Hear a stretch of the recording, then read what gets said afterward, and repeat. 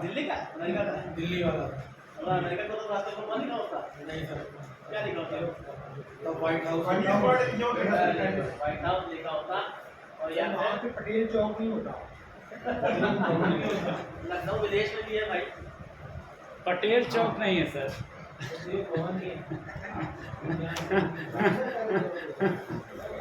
देखो पहले क्या चीज है यहाँ पे एक हमने बता दिया घटना में हवा में ब्लास्ट हुआ रेडिएशन पर दिखा रहा 50% मोर्टेलिटी रेट हो गया पहला इसके इनको दिखा दे फिर बात करते हैं इसकी ठीक सेकंड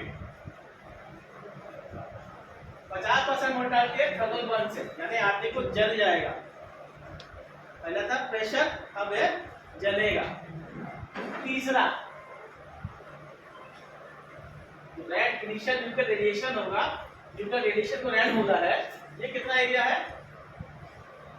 कितना एरिया कवर किया विजय चौक से रातनी भवन कवर किया ये तब है जब साथ में हवा का रुख भी चलेगा तो ये क्या होगा बढ़ता जाएगा ये क्या हुआ है हवा की दिशा जिधर से बढ़ रहा है और 24 घंटे बाद ईस्टर्ली में हवा इधर चली है तो क्या हुआ ये और न्यूक्लियर है ये पॉइंट है सेंटर ये क्या हो रहा है बढ़ता जा रहा है या फॉल आउट निकलेगा ठीक ये किसको कहा था क्या विज्ञान भवन को एग्जांपल्स 1987 इसके लिए ब्राजील रेसिडेंट शायद दिल्ली वाला भी हो ये मैंने नहीं बनाई थी मुझे पता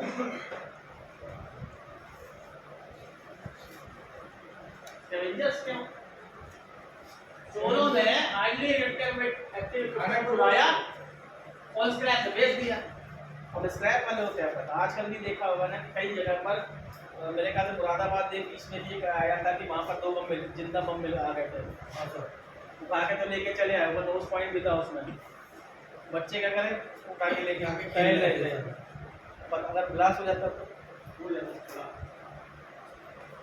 खाना बदोश खाना बदोश लेकिन हम यहाँ पर चोरों को नाम देते हैं स्कैवेंजर्स का नाम भी देते हैं पायरेट्स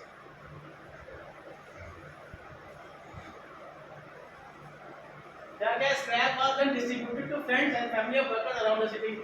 249% contaminated जितना जहाँ जहाँ वो छोटा छोटा पार्ट गया वो सब लोग कितने मौत हुए तो आज 59 जो कि दिल्ली में केस हुआ था दिल्ली कबाड़ी मार्केट में क्या था वहाँ पर एक मशीन थी रेडियो एक्टिव मशीन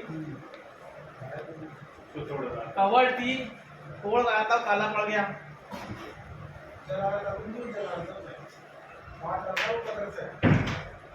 ठीक कोई धीरे धीरे क्या हुआ एक दिन शाम तक 2-4 लोग और भी कलर चेंज हो गया उनका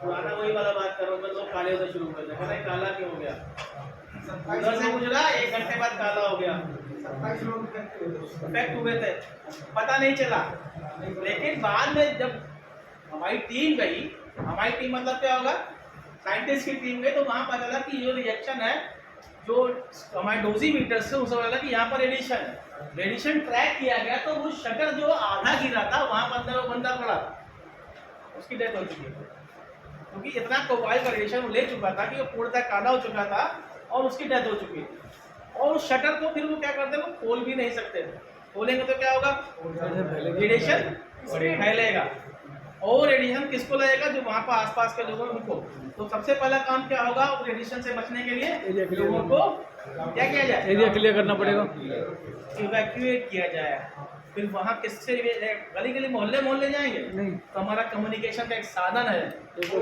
बनाते हैं एरिया बनाते कैसे हैं खाली करवाओगे एक उसका सब बाउंडेशन टाइप में बना देते हैं हमने कहा इतनी मायापुरी एरिया गलियों वाला है आयरन बजवा दो पता ही नहीं किसी सर रेडियो एफएम पे करवा देंगे अनाउंसमेंट मायापुरी एरिया अच्छा दिल्ली का भी है मायापुरी कहाँ पड़ता है कैसा एरिया है पता नहीं देखा नहीं मायापुरी देखा कमेटी कौन सी है कमेटी कौन सी रहती है सब मजदूर वर्ग स्लम एरिया है और एरिया सर वहां पर कम्युनिकेशन का सबसे बढ़िया साधन है बगल की मस्जिद और बगल का मंदिर। इनकी आवाजें कभी बंद नहीं होती। अरे वो मैंने नहीं कह रहा हूँ, मैंने क्या कहा, जब कम्युनिकेशन लाउड स्पीकर से हो गया। जो कम्युनिकेशन होगा वो लाउड स्पीकर से होगा। हमें जब तक गाड़ी लेके हम घूमेंगे चक्कर नहीं काटेंगे, कि उन्हीं मस्जिद और मंदिर की आवाज़ जो है हर कोई सुनता है। और अगर वो अलग तरीके से अलग टाइम पे आवाज़ हो रही है तो इसका मतलब वो व्यक्ति क्या होगा, ध्यान से सुनेगा। ये कम्युनिकेशन सबसे पहला होगा कि रिलीव द एरिया, इवैक्यूएट खाली करवाना है, और उनकी ही भाषा में। अगर कोई और जगह पहुंच जाए तो हम तो हिंदी भाषी है, हिंदी बोल रहे थे, अगर हम किसी और जगह में खाली करवाना हो तो लोकल आदमी से हमें करवाना पड़ेगा। तो पहला कम्युनिकेशन क्या होगा, यही होना चाहिए, लाउड स्पीकर। इतना ही डिकम्प्लेन किया था, 1,25,000 drum, 1,074 box filled with contaminated material. ये क्या था, ये जो ड्रम है ये क्या है, इसमें क्या भरा? डिकंटामिनेशन कोई कंटेंट ऐसी चीज भरी जिससे पूरा एरिया डिकंटामिनेट कैसे करेंगे? सबसे बढ़िया डिकंटामिनेशन का साधन क्या है, उसका लाभ क्या चला कैसे बताएंगे आप? पानी पानी, वेरी गुड, पानी। 1,25,000 गैलन ड्रम भरे हुए थे, 200 लीटर के ड्रम। 200 लीटर लोगों को पानी से नहलाना, एक टब बनेगा, पूरा एरिया बनता है, और ज़्यादा आपको दिखाएगी। उसमें लोगों को वॉश करा, वॉश करने के बाद उनके कपड़े तक वहीं उतरवाने हैं, और वो पॉलीथीन बैग्स में कवर करने के बाद वो एक प्लास्टिक के ड्रम में कवर करके सील करके और ऐसी जगह दबाए जाते हैं जहां पर वो कई सालों तक कोई भी आबादी वहां ना पहुंचती हो। ठीक है, ऐसा नहीं कि हमने ज़्यादातर तो होता है कि वो लुका दिए कहीं कहीं, लुकाने में नहीं है, डंप करने हैं, जमीन के अंदर दबाने, नहीं तो जमीन भी कंटेमिनेट हो जाएगी और पानी सबसे ज़्यादा कंटेमिनेटेड होगा। और हम एक बार जमीन से तो बच सकते हैं लेकिन पानी से बिल्कुल नहीं बच सकते, क्योंकि पानी कहीं ना कहीं किसी न किसी तरीके से हमारे घर पर आएगा। डेप्थ में लगाया जाता है जी, इसका डीप कितना करेंगे 7 कोई मानक नहीं ये है। मानक नहीं, एवरेज 25 से 30 फुट गहरा करने वाला आपकी जो मशीन है उससे ऊपर ना कर सकते, और वो मार्क कर दिया था वो एरिया कंटेमिनेटेड। अभी भी यूनियन कार्बाइड का जो बल्बा अब निकला है 1984 वाला, अब वो कवर बाहर निकला, शायद अभी याद हो आपको, कुछ महीने पहले, 6 महीने पहले निकला। हाँ, वहाँ हटाया जा रहा तो खाली कराया जा तो बनेगी बिल्डिंग बनाने के लिए। वो जो भी हो रहा है वहाँ का जो बल्बा है अब हटा रहा है, वो भी कवर्ड करके हटा रहा है, और साथ में 3 कार्बाइड चलती है उसकी, जिस ट्रक में जा रहा है उसको भी कोई ना लूट ले, क्योंकि वो रेडियोएक्टिव मटेरियल हो चुका है। वहाँ की मिट्टी तक रेडियोएक्टिव मटेरियल है, अगर उसका भी कोई इस्तेमाल कर लेगा, वो मिट्टी कहीं छोड़ दे तो पूरा सब कवर्ड, फुल कवर्ड।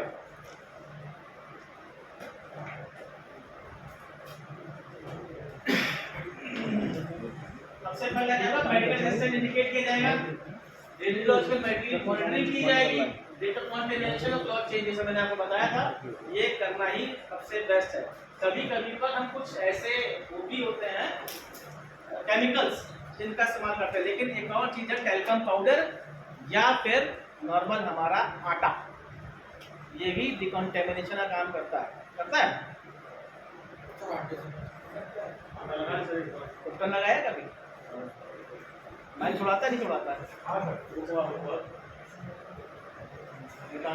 डिकॉन्टेमिनेट कर रहा नहीं कर रहा, मैं नहीं निकाल रहा, मतलब डिकॉन्टेमिनेट कर रहा। ये हमारे पूर्वज पहले से करते चले आ रहे हैं, हम इसको अंग्रेजी में कह रहे हैं डिकॉन्टेमिनेशन। आप इसको 3 दिन नहीं नहाओगे, चौथे दिन क्या मारोगे? आपको आपकी बॉडी को डिकॉन्टेमिनेट करना जरूरी है, कि हम कहीं भी बाहर जाते हैं वापस घर आएंगे, सिंपल से ना करो ना जी, किसी को नहीं छुआ, फिर भी घर आ गर्म पानी 2 बाल्टी बाहर रखिए, बेटा ये इसमें डालो वो उसमें डालो, तभी घर के अंदर घुसो, बंदा तो घुसो। हाँ, ऐसा सेम प्रोसेस वही रहेगा, और पब्लिक को क्या होगी, क्लियर इंफॉर्मेशन दी जाएगी। ये नहीं कि आपको हाँ भाई घर से निकलो हो गया, वो एक्चुअल पूरी चीज आपको बतानी पड़ेगी। कहाँ से मिल सकता है भाई? चोरी होकर के commercial research directors, commercial director कहाँ पर मिलेंगे? रिसर्च डायरेक्टर को मिल जाता है इंडस्ट्रीज। इम्प्रोवाइज न्यूक्लियर डिवाइस बन सकता है, पिक्चर में देखा ही होगा ना, एक छोटा सा यूरेनियम के बाद आजकल तो बहुत सारे निकल रहे हैं। और एक्वायर्ड न्यूक्लियर वेपन किससे किसके पास है? सबके लेकिन इस्तेमाल कर सकते हैं नहीं, अभी तक युद्ध चल रहा है, नहीं कर सकते। हमारे खत्म करें कर सकते हैं? क्यों नहीं कर सकते? क्योंकि पाबंदी लगाएंगे यूनाइटेड नेशन की ट्रीटी है कि हम परंपरागत युद्ध के तहत तो लड़ सकते हैं, लेकिन हम मॉडर्न वॉरफेयर में न्यूक्लियर वेपन, केमिकल वेपन और बायोलॉजिकल वेपन का इस्तेमाल नहीं करेंगे। अगर ऐसा करते हैं तो वो देश क्या होगा? ब्लैकलिस्ट।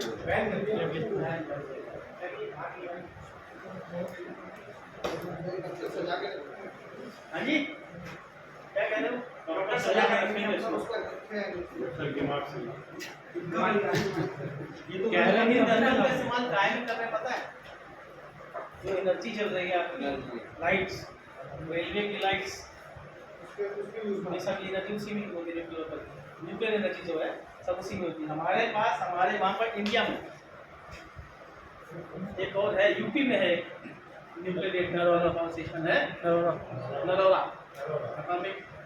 नरौरा, दूसरा तमिलनाडु, और अभी 25 और खुलने के हैं। और उसके बिहार पे पहले से हम पीएम योजना के अंतर्गत हम सोलर एनर्जी का इस्तेमाल भी हम कर रहे हैं। पहले था सोलर एनर्जी का इस्तेमाल नहीं करते थे, लेकिन क्या होता है एक सर्टेन टाइम आएगा और द फ्यूचर जब हमारे पास कोयला खत्म होगा, कोयला क्या फॉसिल्स है ना, कोयला खत्म हुआ तो हमारे पास एनर्जी का और कोई सोर्स नहीं है। जैसे कि मिट्टी का तेल मिलना बंद हो गया, क्योंकि वेस्टेज ऑफ पेट्रोल अब किसमें कन्वर्ट हो जाती है? इसमें कन्वर्ट हो रही है गैसियस में। अब वेस्टेज ऑफ जो केरोसिन वाला सिस्टम खत्म कर दिया तो उसे रीफिल्टर्ड करना शुरू कर दिया।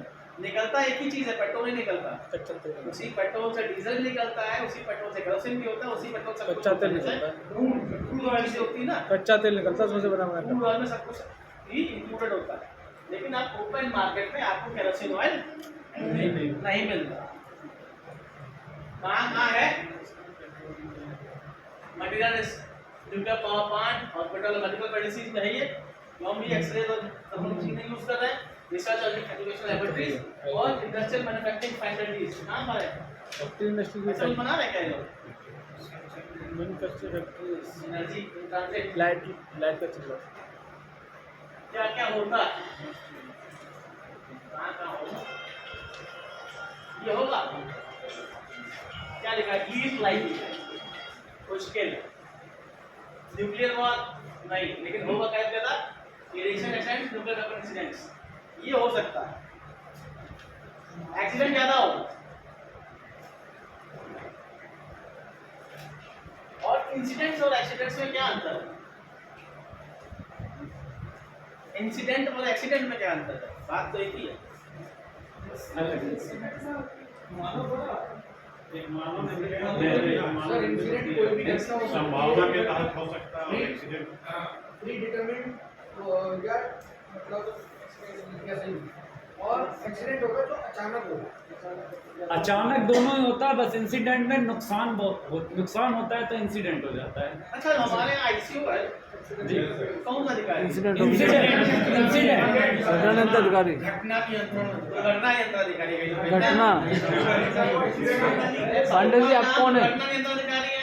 पांडे जी हैं हमारे, पांडे जी हैं हमारे। पांडे जी बात नहीं है। बहुतों ने कहा दुर्घटना नियंत्रण अधिकारी।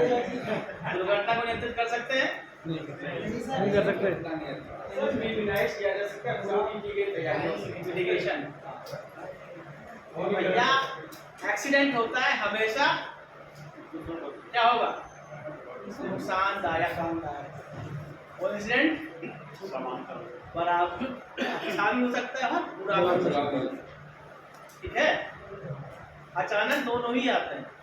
अगर किसी ने सरप्राइज दिया विवेक है। तो इंसिडेंट है पुश वाला, अगर है तो इंसिडेंट ना।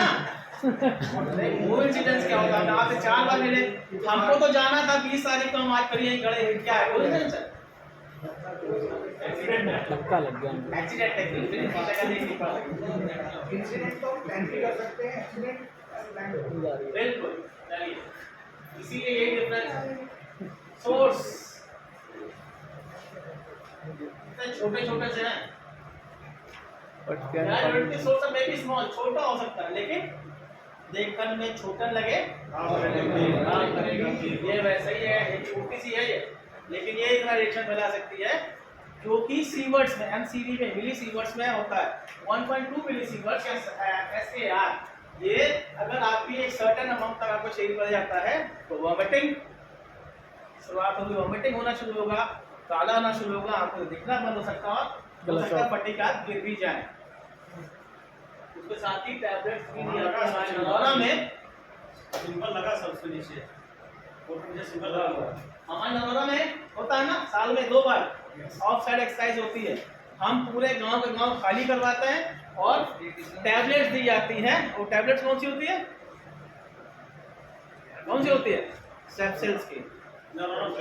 अरे क्योंकि हम मॉकड्रिल कर रहे हैं इसलिए, मॉकड्रिल कर रहे हैं इसलिए दवा देना जरूरी होता है। नरौरा में बिल्कुल। और नरौरा में वहाँ के पहले ग्रामीण परिक्षेत्र वाले ऐसा कहते थे कि ये जब से यहाँ पर प्लांट लगा है तो बीमार ज्यादा पड़ रहा है। क्यों बीमार पड़ रहे हैं? वो बोले लेडीज को ब्रेस्ट कैंसर ज्यादा हो रहा है। क्यों हो रहा है? लोग को रेडिएशन हो रहा है, जिसको रेडिएशन होगा उसकी स्किन तो पूरी सफाई करके बाहर भेज देते हैं, दिल्ली भेजते हैं, वहाँ रखते ही नहीं। दवाई का नाम रेडिएशन कोई नहीं, मॉकड्रिल का तो सेप्सल देते हैं। रेडिएशन होगा सर ये बताइए, वो नहीं होगी जैसे कि केमिकल सुरक्षित करके अंदर रखा गया।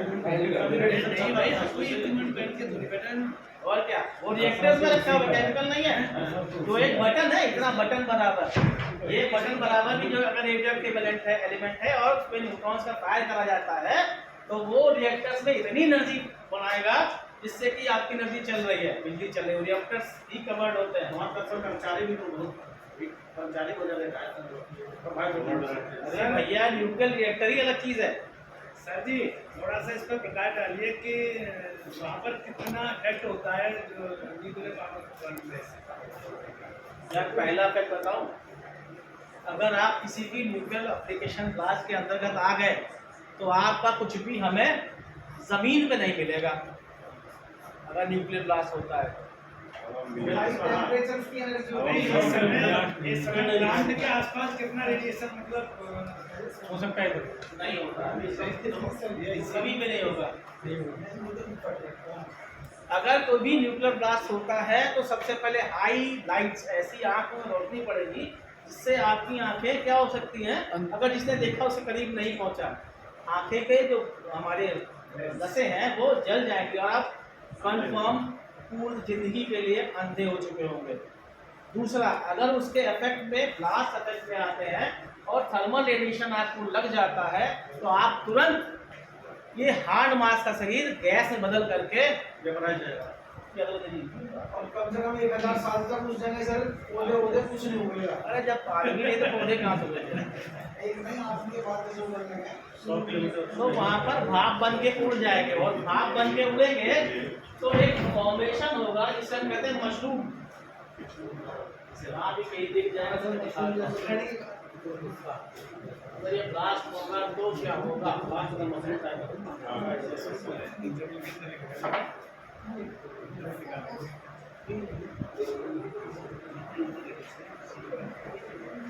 मशरूम फॉर्मेशन होगा। ठीक है, और जो भी अगल बगल की जो चीज है वो क्या होगी, भाप बनकर हवा में उड़ जाएगी। जी क्या वो बताएं,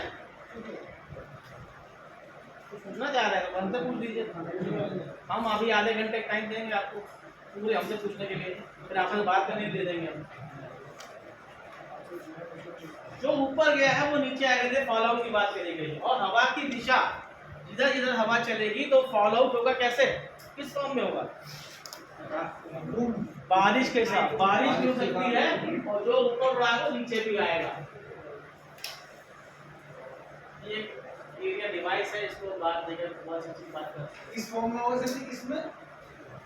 बारिश गर्मी में वेपरेशन होता है ना, तो बारिश की वजह से उसे फॉल आउट करता है। वो जब विखंडन होगा तो उसके छिद्र छिद्र हो जाएंगे ना, बारिश गिरेगी, बारिश साथ रेडियोएक्टिव मटेरियल होगा, अलग अलग उसके छिद्र होंगे। इसके चित्र गिरेगा, इतने नहीं होंगे, टेम्परेचर इतना होगा कि कुछ मिलेगा ही। कितने चित्र गिरेंगे? किसके चित्र गिरना चाहते हैं? हाँ, तो चितड़े किससे गिरेंगे? चितड़े होंगे दिखेंगे, बाप बन के उड़ जाएंगे वो। अणु देखा है, न्यूट्रॉन प्रोटॉन के चितड़े उड़ेंगे। आप देखना जब ब्लास्ट होगा जब। सूरज की रोशनी इतनी छोटे से आए उसके बीच में जो उड़ रहा है वो उससे भी कई जगह छोटे हैं वो कहते हैं। वो तुम्हें फॉल आउट तो वो नहीं गिरेगा जो गिर रहा है, फॉल आउट में वो जो नाभिकीय का जो कंटेमिनेटेड वाटर है या पानी है या हवा है, जो सामान गिर रहा है वो गिरेगा। पत्थर उड़ा है, पत्थर तो ऐश बना तो ऐश तो गिरेगी, आदमी भाप बन के उड़ा है। जो आसपास का एरिया है जो लाइव है यानी पेड़ पौधे, ये तो भाप बन के जल के उड़ गए।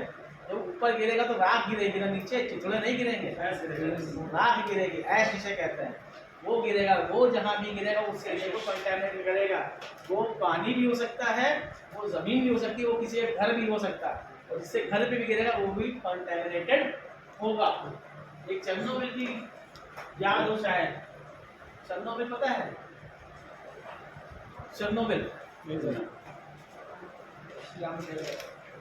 वहाँ पर एक न्यूक्लियर रिएक्टर था, वहाँ पर वो न्यूक्लियर रिएक्टर खराब हुआ, 2-3 दिन के लिए बचा लिया गया, नहीं तो बताया नहीं गया। वहाँ पर वो घटना हुई थी, उसमें जो न्यूक्लियर रिएक्टर से जो भी लोग मरे वो तो यही गए, और वो एरिया जब खाली करा है वहाँ पर आज भी जो पानी है उसकी मछलियाँ नॉर्मल साइज से, जो नॉर्मल मछली होती है उससे बहुत बड़ी हैं, और उनको हम खा भी नहीं सकते। क्यों? क्योंकि अगर उसको किसी ने खाया वो अभी वो रेडियोएक्टिव मटेरियल से कंटैमिनेटेड है, वहाँ का पानी भी हटाया नहीं जा रहा। किस जगह पे? चेरनोबिल मेरे ख्याल से सब याद नहीं है, इंडिया में तो नहीं है। इंडिया में नहीं है, इंडिया में नहीं हाँ, है, पढ़ा हुआ। सोवियत में है, मतलब ये संघ में। हाँ शायद सोवियत संघ, शायद है, अगर गूगल पर डाल के देखिए पता चल जाएगा। न्यूक्लियर रिएक्टर चेरनोबिल, देखो नाम आ गया चेरनोबिल भाई। चेरनोबिल कमर्शियल रिसर्च रिएक्टर ये है, ये रिएक्टर्स है नरोडा का नहीं है, कोई हिसाब से होता नहीं होगा। ये रिएक्टर्स है, यहाँ से पानी जो है रोका था हार्ड वाटर, और ये जो धुआं निकल रहा है ये उस गर्मी का है जिससे टरबाइन चल रहा है, और गंगा का पानी लगातार एक नहर के द्वारा इस टरबाइन में लगातार चलता रहता है। वो नेशनल थर्मल पावर है, वहाँ पर कोयला जलता है। 1965 में 71 होगी तो एक पाकिस्तान चिमनी से ये सब धुआं तो निकलेगा ही निकलेगा। सर ये दमनदीप में भी कोई इस तरह का परमाणु की है क्या? ये चंद्रोबिल वही का तो नहीं है? नहीं चलो बेटा बात है, पता करो गूगल पे देखो, मुझे याद नहीं आ रहा कहाँ है।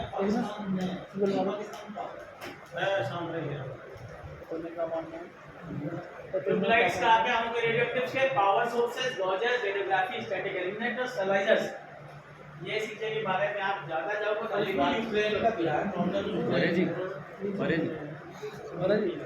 चल रही है। ये थर्मल जनरेटर पानी क्या से रखा हुआ है साफ सुथरा पानी चेरनोबिल यूक्रेन में पानी दो। यूक्रेन किसको दे? जी चेकोस्लोवाकिया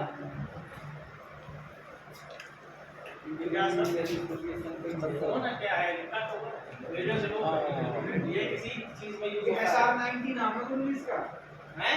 SR-90 क्या है? हर एक चीज को उसका एक आइडेंटिफिकेशन मार्क होता है, इसलिए SR-90 नाम नहीं ऐसा कुछ सिंबल है। पहचान चिन्ह कोड वर्ड है। ये यूक्रेन में sir very good uranium. Generally ये क्या है, इसमें कौन सा है? एयरक्राफ्ट है। एयरक्राफ्ट में एनर्जी भी इसमें भी होता है सर, मैग्नेटिक फील्ड होती है फ्यूल के रूप सर पर भी तो एटॉमिक वाली बिल्कुल थैंक है, यू मौर्य जी। ताकि एनर्जी वही यूज होती है। अगर डिवाइस नहीं है तो ये डिस्पोजल डिवाइस इसके रखा हुआ था, इसके अंदर कवर करना वही पूरे फुल क्या कहते हैं इसको, कौन सूट कहता है? PP, fully इनकैप्सुलेटिंग suit. इसमें शरीर का कोई भी अंग खुला नहीं होगा। ये जो ग्लव्स भी पहने वो भी ओपन नहीं होंगे। ये बहुत सी सूट में होते हैं, 3.5 से 4 लाख का ये सूट होता है। अगर एक छोटा सा कट लग गया एक सूट में तो ये सूट शिकार। सुपर कैप्सूल लगता है, साथ में बीए सेट पहनना होगा। आप मैंने यूज किया है, पूरा बीए सेट पहनना पड़ेगा। और जहाँ जहाँ हमने हेलमेट लगाया जो एरिया खुला है वहाँ पर क्या होती है, पूरी टेपिंग हो जाती है। एक भी शरीर का कोई भी पार्ट खुला नहीं होना चाहिए। हर एक पार्ट पे टेप होगा, आगे भी टेपिंग, सब जगह टेपिंग। और जब उसको 1 घंटे नहीं आधे घंटे पहनने के बाद जब अपने जूते कुछ भी उतारते थे तो कैसे होंगे, अपने जूते ऐसे करेंगे तो पानी गिरेगा उसमें, पसीना पूरा पसीना।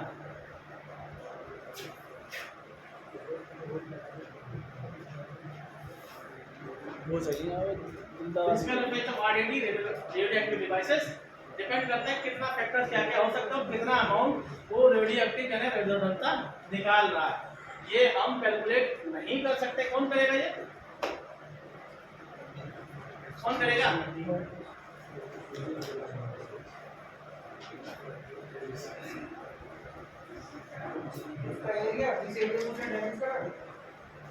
साइंटिफिकली भैया इसके बाद डोसीमीटर से मोबाइल कर सकता है।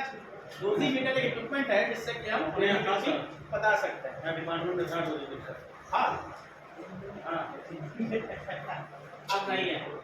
वो एक विषय पढ़ने आए थे तो अपना एक और फाइल लगा रहे हैं। ये है कितना एटॉमिक नंबर है, क्या सिंबल क्या पे पास होगा, बुक में होगा ये जो बिजी है इसमें होगा।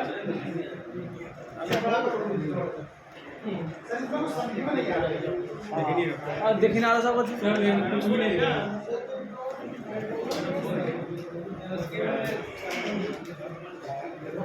सही नहीं आया। अरे किरानी टेबल पढ़ो, केमिस्ट्री पढ़ी ना? हाँ किरानी टेबल है सर, केमिस्ट्री नहीं पढ़ी। इसकी जरूरत नहीं है, ये आपको समझ में भी नहीं आएगा, इतना हम आपको पढ़ा भी नहीं पाएंगे।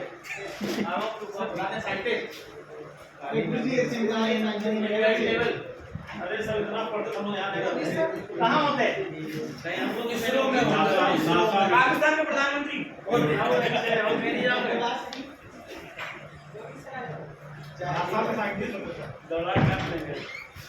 ना ऐसे कंडीशन है क्या क्या है जिससे ये मन नुकसान नहीं हो सकते। दो बातें ऑर्गेनाइज कंडीशन क्या होते हैं और क्या है? पहला है इंफ्रारेड लैंप्स, माइक्रोवेव और विजिबल लाइट्स। इंफ्रारेड जो है और माइक्रोवेव, तो माइक्रोवेव अच्छा है बुरा? सर माइक्रोवेव किसी काम के लिए बुरा है, किसी काम के लिए केवल बाकी हार्मफुल है बॉडी।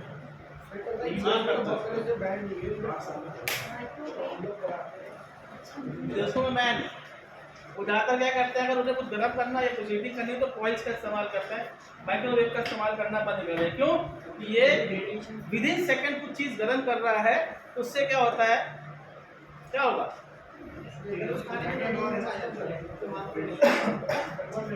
किसी की औकात से ऊपर कुछ दे दो किसी को तो क्या करेगा? बहुत पागल होगा वो, खाना पच जाएगा।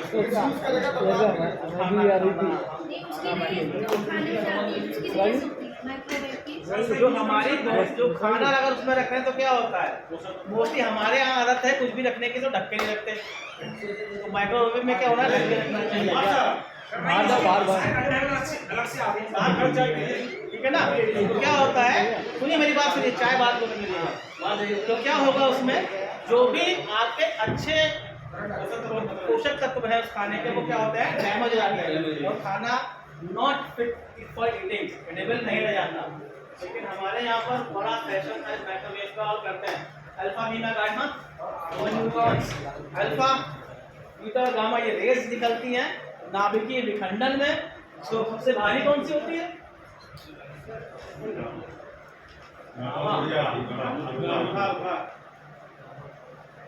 ये पेपर से रुक जाती है, अल्फा लेकिन ऐसी रेसेस हैं जो इस दीवार को भी घेर सकते हैं।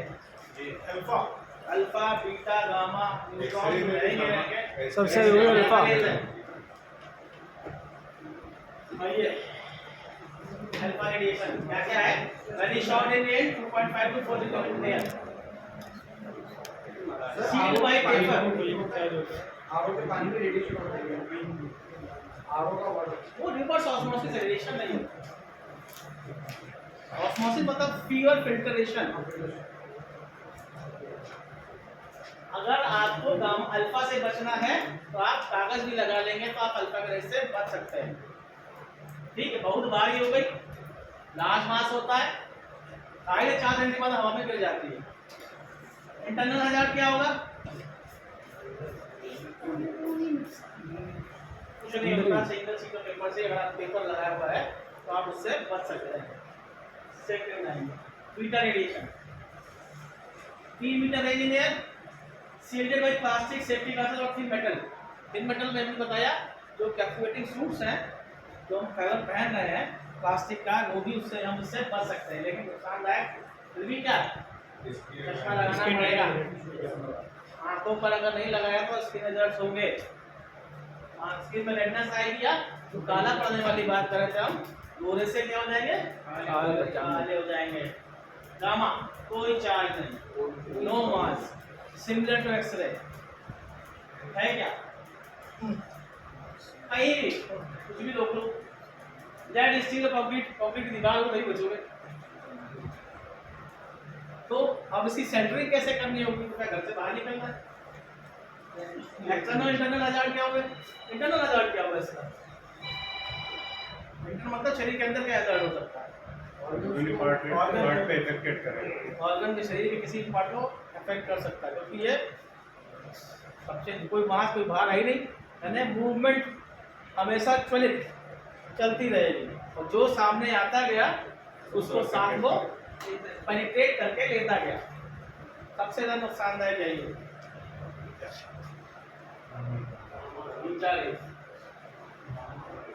ठीक, अब गामा आइए। मेरा हाथ लगा था। ये न्यूट्रॉन रेडिएशन में क्या होता है? अब ये न्यूट्रॉन रेडिएशन है, ये हम कहीं कितने यूज कर रहे हैं? डिकंटामिनेशन। यूरेनियम 235 बताया था सर, वीडियो दोबारा से लास्ट वाला कौन वो है, फिर भी मैं आपको बता दूंगा। अल्फा हवा से बाहरी सबसे ज्यादा वेटेज क्या होता है? चलने सेंटीमीटर में गिर जाती है, हाइट तो जाएगी लेकिन तुरंत फॉल आउट। ठीक, कोई दिक्कत नहीं है, पेपर लगाकर या शील्ड पेपरिंग शील्ड करके तब भी आप इससे नुकसान से बच सकते हैं। इंटरनल जैक हो सकता है, अगर कुछ ऐसा होता है तो अभी धक्का रहेगा, फट सकता है, बॉडी के इंटरनल ऑर्गन भी फटने के साथ तो हो सकते हैं। ठीक, beta 3 metre range in air, हवा में 3 मीटर तक चल सकती है। बुक में है, तुम फोटो खींच सेफ्टी ग्लासेस से बच सकते हो। थिन मेटल में हम कोई भी जो हमारा शूट है, फायर शूट भी इसका इस्तेमाल कर सकते, कवर हम कर लेते हैं तो इसका इस्तेमाल से हम बच सकते हैं। इंटरनल और एक्सटर्नल जैक दोनों होता है, खासकर कहाँ? आंखों पर और स्किन पर। उतना इंटरनल नहीं होता। कहीं ऐसी जगह है जहाँ पर हमें स्किन से अंदर जा पेनिट्रेट करे, कौन सा एरिया ऐसा है? आई सबसे करीब कौन है? आँख की है, जहाँ पर कम स्किन लगती है। गामा ज्यादा नुकसान यही करते हैं, natural uranium, thorium decay process और कोबाल्ट 16। नीचे आइए, न्यूट्रॉन रेडिएशन की बात कर दी। पानी से डिकंटामिनेट कर सकते हैं और ये हमेशा चेन रिएक्शन इसका काम होता है, उसी शरीर काला पड़ जाता बात करेगा। और कुछ रेडियो के मटेरियल आपके शरीर में भी डाला जाता है। कीमोथेरेपी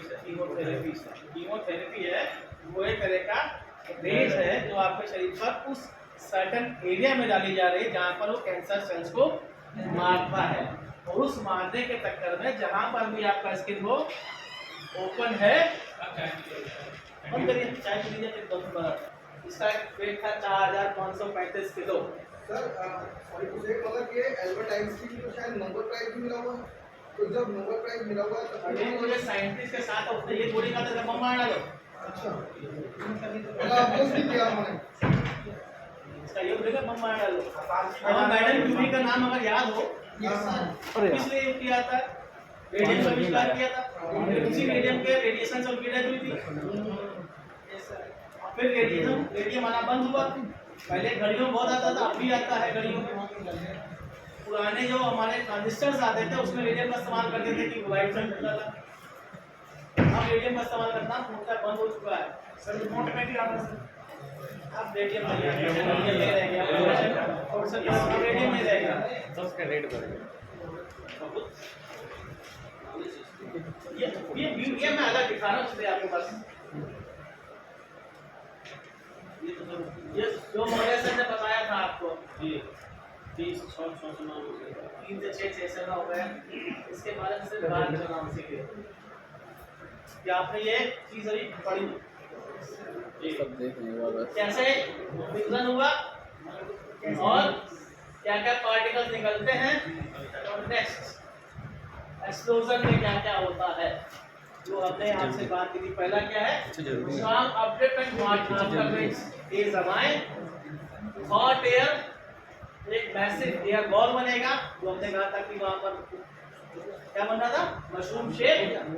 सेकेंडरी थर्मल रेडिएशन, यानी कितनी तेज गर्मी कि वहां पर जो भी कुछ है वो हाई प्रेशर शॉक वेव्स, जो पीएसआई की बात की थी, पर स्क्वायर इंच जो शॉक से बनेगी, जो अभी वहां खड़ा है वो क्या कहेगा, वो जगह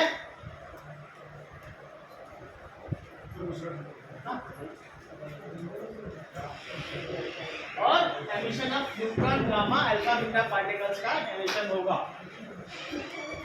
ये सारी निकलेंगे तो ये जो निकलेंगे भाई,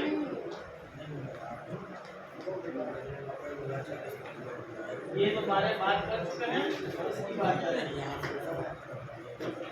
ऑल आउट में क्या क्या निकलता है, इधर देखो, ऑल आउट क्या है, कचरा डेब्रिस जो ऊपर से बनता है, water carried up by the cloud, जो पानी भाप बन के ऊपर उड़ा था वो बारिश बन के नीचे आ गया, इसीलिए ये फॉल आउट है। इट में भी विजिबल और इट में भी नॉट विजिबल। विजिबल क्या होगा, बारिश के रूप में, और नॉट विजिबल क्या होता है, जब हम सर्दियों या गर्मी की स्टार्ट होने वाली और हम खुले में सोते तो सुबह हमारी चादर गीली होती है, वो उसकी बूंदें वो विजिबल नहीं होती तो ये फॉल आउट वैसा भी हो सकता है। और ग्राउंड जीरो क्या हुआ, ग्राउंड जीरो यहाँ पे ब्लास्ट हुआ और वहाँ बचेगा क्या फिर, कुछ नहीं, एक बड़ा सा गड्ढा, वहाँ देख के नहीं पाऊंगा बड़ा सा गड्ढा कैसा गड्ढा, क्योंकि वहाँ जा ही नहीं पाऊंगा। उसका सरफेस समुद्र की तरह हो जाएगा, बहुत बड़ा। हाँ, ये सब चीज अगर समुद्र में होगा तो सरफेस जीरो होगा। इन केस ऑफ सी बोल रहा है,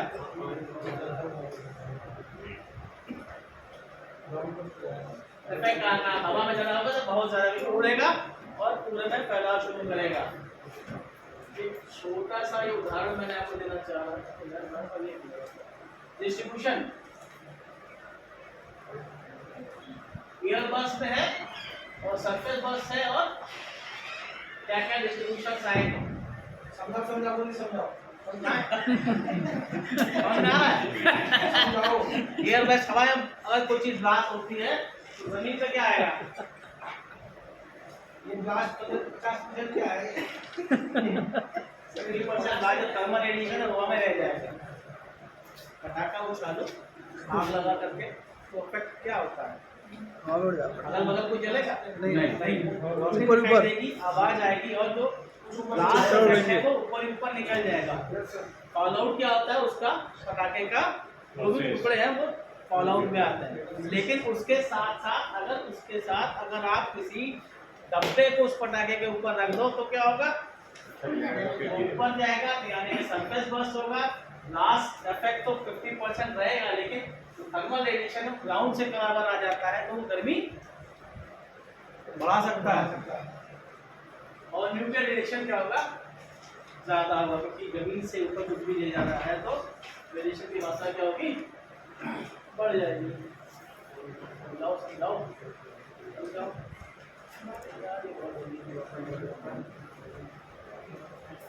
मेरे ख्याल से क्या है, 4:30 बज गया, और चाहिए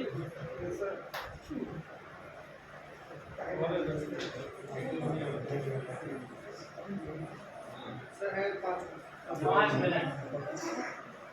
24 घंटे बाद फॉल आउट होगा। ठीक, ये एक इफेक्ट है ब्लास्ट का।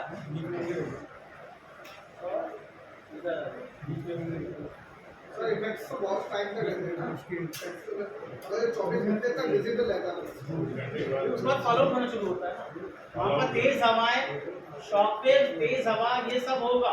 ये बाज ऊपर उड़ा तो तेज हवा पड़ेगी, जैसे गर्मियों में ही आंधी आती, सर्दी में आंधी नहीं आती। सर्दियों में आंधी कहाँ आती है, हाई राइज एरिया में, जिसे आप क्या कहते हैं, गर्मी सर्दी वाली आंधी, जहाँ पर बर्फ गिरती है तब आ गया जो तूफान होगा। रेतीला तूफान गर्मियों में होगा, वो भी रेगिस्तानी एरिया में। लेकिन यहाँ पर प्लेन्स में जो तूफान अगर आ रहा है तो वो क्यों होता है, आंधी क्यों आती है पता है? आंधी का आने का कारण क्या है? नहीं, वो एयर जो हवा का दबाव जब ज्यादा गर्मी होती है तो क्या होता है, भाप, हवा जो है भाप बनकर ऊपर उठती है। और जब गर्मी ज्यादा और जो वेपराइजेशन है वो बहुत ज्यादा है, तो जहाँ पर ज्यादा है तो वहाँ क्या बनता है, एक वैक्यूम, जिसे हम कहते हैं निर्वात। जो वैक्यूम बनेगा तो फ्रेश एयर जो है उसे भरने के लिए, उस निर्वात को कवर करने के लिए जल्दी आएगी। जो जल्दी आना है वो कहलाता है आंधी। ठीक है ना, covering of vacuum is called as क्या, स्टॉर्म, आंधी। अगर गर्मियां हैं और अगर आंधी जब भी आती है तो उसके 2 से 5 मिनट का पहले का सही टाइम क्या होता है, शांति। एक ही पत्ता नहीं हिलेगा, एक भी पक्षी आपको ऐसे मूवमेंट करता नहीं दिखेगा। वो भी अगर पक्षी अगर उड़ रहे हैं तो हाइट्स तो उड़ते हैं, ध्यान दीजिए कभी ये चीज़, हाइट पे उड़ेंगे और हर चीज़ बहुत ही स्मूथ लग रहा होगा, लेकिन विद इन ए सेकेंड वो स्मूथनेस खत्म हो जाती है और आंधी आएगी तो सब कुछ जो आसपास है वो सब कुछ हिला देती है। उसके 2 इफेक्ट होते हैं, पॉजिटिव और नेगेटिव। इसका भी पॉजिटिव इफेक्ट क्या होता है कि हर एक बात का पॉजिटिव इफेक्ट है, तो जो सामने दिखा है वो पॉजिटिव है। और नेगेटिव क्या होगा, जब आंधी से कुछ गिरा है यानी ब्लास्ट होगा तो आंधी आएगी, डैमेज होगा, ब्लास्ट हुआ तो वापस गया ना पॉजिटिव है। लेकिन जब नेगेटिव वो वैक्यूम खत्म हुआ तो हवा वापस भरने को आएगी, वो नेगेटिव इफेक्ट होता है। उस नेगेटिव इफेक्ट में जो फॉल आउट जो गया था वो भी आपके पास आके गिर सकता है, और जो बिल्डिंग पिघली होती हो सकता है वो कोलैप्स कर जाए। इसे कहते हैं negative effect of blast, positive और नेगेटिव इफेक्ट ऑफ ब्लास्ट। ये ब्लास्ट इफेक्ट एक इसमें सही नहीं चलेगा, इसमें चलेगा। ये इफेक्ट इसमें था हमारे पास, ये ब्लास्ट हुआ था, अब नहीं है तो नहीं रुकेगा। ये डैमेजेस तो आप भूल जाओ। इंजरीज कौन सी होगी, ये तो ब्लास्ट इंजरीज में blunt common injuries, one injuries, इसलिए से बहुत ढेर सारी इंजरी हो सकती है। और द प्रेशर वेव, ये जो पीएसआई था, कान के पर्दे फटना, लंग्स डैमेज कर सकते हैं, पेट फटेगा किससे, और उसके पार्टिकल्स, अरे स्किन डैमेज थी, बीटा और गामा रेस, वही तो है। हार्ट और ब्रेन में अपने अनइंजर्ड लगेगा कि नहीं है, लेकिन इंजर्ड हो सकता है। अगर किसी को कस के हिला दो, बॉडी पार्ट पे लगा, सर पकड़ो, सर को ऐसे करो, किसी को भी सर करना नहीं। क्योंकि दिमाग के अंदर एक हॉस्पिटल में एक सेरिब्रल फ्लूइड होता है, नाम सेरिब्रल फ्लूइड है, उसमें हमारा मस्तिष्क तैरता है। अगर इसको जो इम्बैलेंस हो गया तो 1 सेकंड के लिए हम आश्चर्यचकित होंगे, हो सकता है तारे भी दिखाई दे। तो जब तारे दिखे तो मतलब है कि आप क्या होगा, शांत होकर बैठ जाओ, नहीं तो क्या आएगा, चक्कर। Degree of one, first second का डिग्री ऑफ वन पता है? नहीं पता तो बता देता हूँ और फिर पहले। फर्स्ट डिग्री ऑफ वन क्या होता है? जब क्या होगा, सिर्फ रेडनेस है, ठीक। बंद हो रहा कैमरा को, ज्यादा तेज बता दो, वो सही थी नहीं। इस रेडिएशन में एक प्रॉब्लम आती है, डीएनए का डैमेज होता है। और ये डीएनए का डैमेज आप देख रहे हैं अभी भी, पूरा नहीं बताऊंगा इसके बारे में, इसलिए इतना बता रहा हूँ जो आपको दिखा रहा हूँ। ये इफेक्ट ज्यादा होता है। और आज भी भोपाल गैस त्रासदी से अफेक्टेड जो परिवार है, जो वहाँ के लोग हैं, उनमें ये जो डीएनए की चेंजेस हुए हैं, जिसकी वजह से अभी भी कुछ डिफॉर्मिटीज उनकी बॉडी में अभी भी है। और कुछ बच्चे अभी भी कुछ सर्टेन एज के बाद कैंसर पेशेंट हो जाते हैं और उनमें डिफॉर्मिटी है अभी भी, वो डिस्टर्ब है, किसी का पैर खराब है, कोई अंग विकटित हो गया या वो फुल्ली डेवलप नहीं हुआ है, और एम्ब्रियो डेवलपमेंट किया ह्यूमन सेल है, इसलिए बता रहा हूँ। इसकी वजह से इसी सब दिखाने के लिए, लेकिन मेन पार्ट आता है कि जो डीएनए है सेल का, उसकी वजह से ये प्रॉब्लम आती है और ये टूट जाता है रिएक्शन की वजह से, और अफेक्टेड ये साल दर साल चला जाता है। अगले इफेक्ट जो आपको मैं बहुत देर पहले बता चुका हूँ, लेफ्ट इफेक्ट को ये बताया, और अभी तो खत्म। कंट्रोल नहीं है आपका, बायोलॉजी से मतलब नहीं है। सर जो इफेक्टेड है आंखें, जो जैसे भोपाल त्रासदी वाले, उनको एटमॉस्फेयर चेंज किया जाएगा, कुछ चेंजेस आएंगे? कैसे जाएंगे तो काम पड़ गया, तुम्हारा इफेक्ट नहीं चला गया। डीएनए इफेक्टेड है, वो लॉन्ग टाइम बाद ठीक हो सकते हैं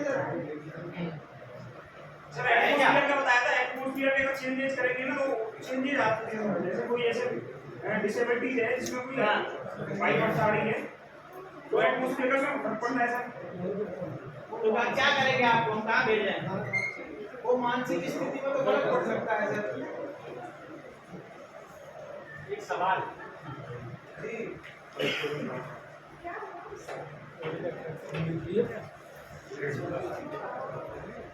एक सवाल जल्दी।